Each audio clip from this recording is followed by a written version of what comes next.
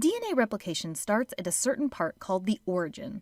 Usually this part is identified by certain DNA sequences. At the origin, helicase, the unzipping enzyme, comes in and unwinds the DNA. Here's the thing though, you don't want these strands to come back together. So SSB proteins, which stands for single-stranded binding proteins, bind to the DNA strands to keep them separated. And topoisomerase, I always have to slow down when I say that enzyme's name, keeps the DNA from supercoiling. Supercoiling might sound super, and it can be when you're trying to compact the DNA, but it's something that needs to be controlled during DNA replication. Supercoiling can involve an overwinding of the DNA, and you need the DNA strands to be separated for the next steps. Primase comes in and makes RNA primers on both strands. This is really important because otherwise DNA polymerase won't know where to start. In comes DNA polymerase. Okay, before we go on, remember how we said DNA has two strands? They're not identical, they complement each other.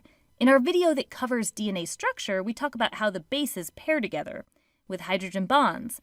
The base adenine goes with the base thymine, and the base guanine goes with the base cytosine. These strands are also anti-parallel, so they don't go in the same direction. What do we mean by direction? Well, with DNA, we don't say north or south. We say DNA either goes 5' to 3' or 3' to 5'. What in the world does that mean? Well, the sugar of DNA is part of the backbone of DNA. It has carbons. The carbons on the sugar are numbered right after the oxygen in a clockwise direction. 1', 2', 3', 4', and 5'.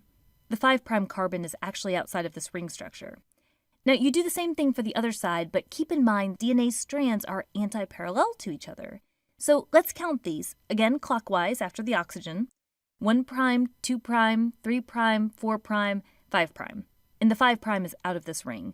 This strand on the left runs 5' to 3'. And the strand here on the right runs 3' to 5'. We'll explain why all that matters in a moment. So let's take that knowledge there and look at DNA replication here. In this image, I labeled the top original strand 3' to 5'.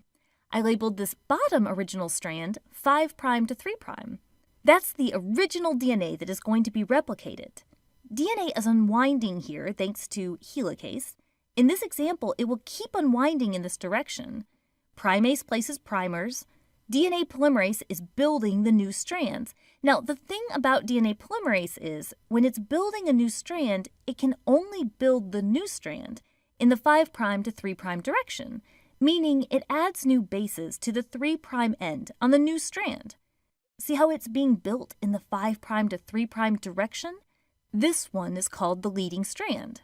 But take a look down here. So DNA polymerase once again is building a new strand in the 5' to 3' direction. But there's a bit of a problem here. See, as DNA unwinds, because DNA polymerase can only build the new strand in the 5' to 3' direction, it has to keep racing up here next to where this unwinding is happening. You can see why then this new strand is known as the lagging strand. On this lagging strand, primers have to keep being placed in order for DNA polymerase to build. These fragments that result are known as Okazaki fragments. Primers have to get replaced with DNA bases since the primers were made of RNA. Ligase, the gluing enzyme, as I like to nickname it, has to take care of the gaps between Okazaki fragments, sealing them together. At the end of replicating, you have two identical double helix DNA molecules from your one original double helix DNA molecule. We call it semi-conservative because the two copies each contain one old original strand